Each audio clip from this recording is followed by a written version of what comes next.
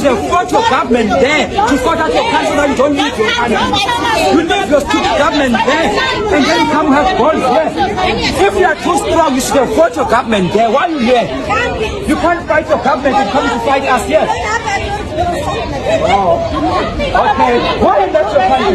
Why you left your country? Yeah? We no longer are happy to host you in our country then. We no longer are happy. You didn't fight your government there when they mess up your country. You come and mess up Africa with no longer. Okay, thank you. Only citizens will come to the South African hospitals. South African tax to serve South African citizens. End of the story. End of the story. Just stop paying it. Stop paying it. Stop paying it.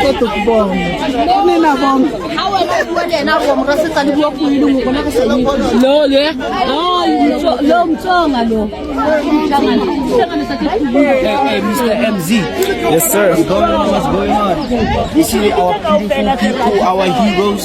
We love you guys. We cherish you. We need your help. We need your support.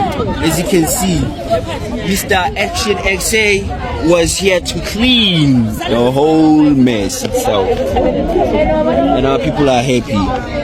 Support ActionSA. Support ActionSA. Let's fix our own country so we could live in a democracy that is free. Morning commanders, morning actioners, patriotic South Africans. Njengoba busy outside the Pumulong clinic. This is the situation.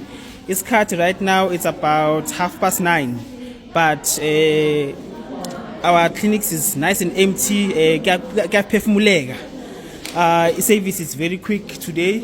So into esilwelayo le ukuthi sicela abantu bangaphandle they should go to private clinics, and the public clinics must be reserved for South Africans who have been birthed in South Africa. Amandla. What are you expecting today to happen? We've been here for almost a week now. Tina sifuna ama South Africans athole e-service and get the full medication in their own country. We cannot cater for the whole continent. We can't do that anymore. Please. But Mama, Department of Health iti Tina city wonke umuntu akathole ama services nina yini yenza ukuthi nithi abantu base South Africa kuqala? Because we are the one who's paying tax here. So those people, are they also paying tax? Or Bama expenses way too much? No, it cannot happen like that. We are tired. We are really tired. So manje nozinizo wenze njani ke ukwenzela ukuthi lokho kungenzeke? No, we're enforcing the laws because obviously government does not care about the citizens of this country. Tina, we're on the queue enforcing the laws. If you don't have any document, then we don't allow you to the clinic. We don't. So there's just one problem though, Nozi, the documentation kuthiwa kufanele ibhekwe abantu abavumelekile shothi ngamanye amazwi abomthetho okufanele benze kanjalo. Akusekonani ubreak umthetho mangabe senikwenza nina? Abakwenzi. So we've been sitting sibone ukuthi abakwenzi. So baphi labo bantu labo, then we can assist them as the community. Bakuphi? They must come and do the job.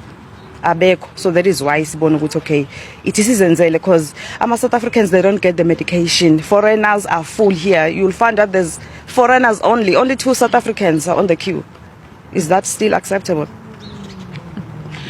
Ake sibuze nje mama namhlanje specifically senibhekeni nilindele ukuthi nizoqala ngasikhatsini nenze njani? Siqala manje nje clinic mayivulwa until bevala. We'll be here. All right. Okay. Clearly stated there, Aldrin, much on much, just explaining that they're going to be here the full day.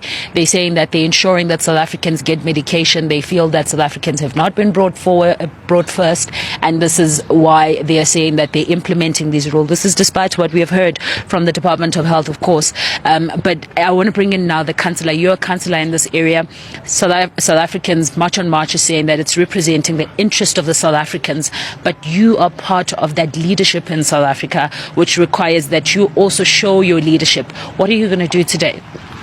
All right, so thank you very much. So I have been hearing about this for the course of the week, and I've been liaising with the JMPD and the SAPs.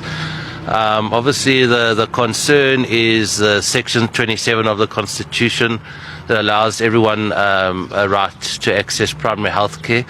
Obviously, I understand the concerns that March on March is raising, but if people are in the country undocumented and illegally, here we need to reach out to Home Affairs to come and assist us in that regard.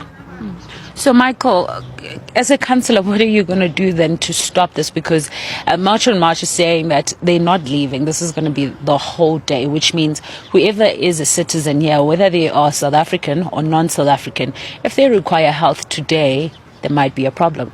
Yes, so I will be liaising with the SAPS and the JMPD. They were here yesterday, and then what I believe happens is they come here and then the JMPD's feedback is that everything's restored to order, then they leave and then it starts again, so they have to come back. So they've told me they'll be coming here from between 8 and 9 o'clock. But then a long-term solution is probably a stakeholder meeting that will be held early next week, just to iron out some of the concerns, because I would like to believe that March on March is genuine with their concerns, and would like to take that on board and see what long-term solution there can be.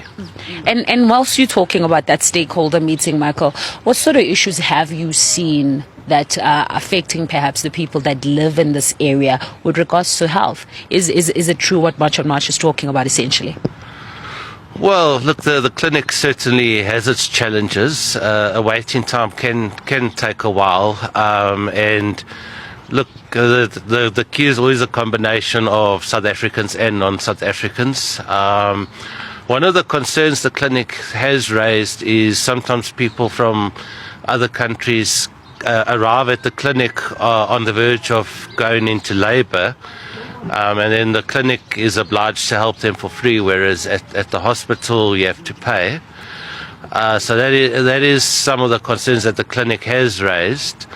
But in terms of primary health care, I mean, I can't in good conscience deny a pregnant woman, for example, health care, or a sick person. Yeah, all right.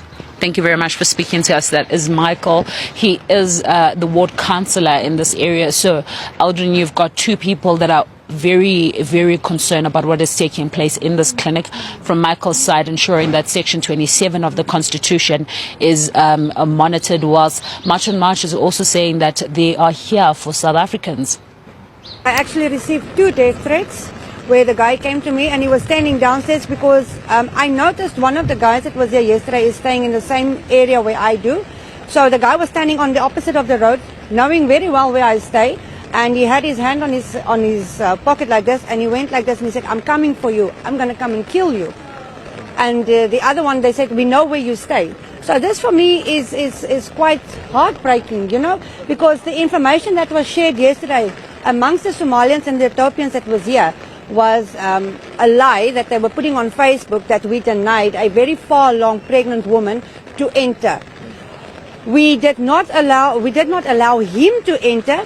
We told her that she can get access because she could speak English, and the reason why we didn't want to allow him, he didn't want to give us his documentation, and we use our own discretion. When you cannot speak English, we're not going to deny the fact, but even so, we are only going to allow the people that really needs medical attention, where we can see with the eye.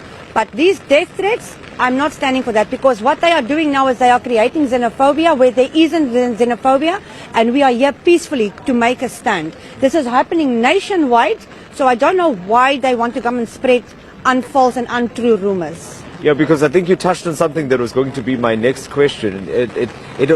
This being a hospital, it means that some people will be in serious need of medical attention, and obviously they can't be denied that access. Have you had any of those cases? I had a case this morning where the child had actually severe asthma, and me knowing that my husband also suffers from severe asthma, they need to have the medication. I actually made a call and I allowed it to go inside, because I know when the chest clogs up and you can't breathe, then it's a problem. So we do give them entrance when it's severe.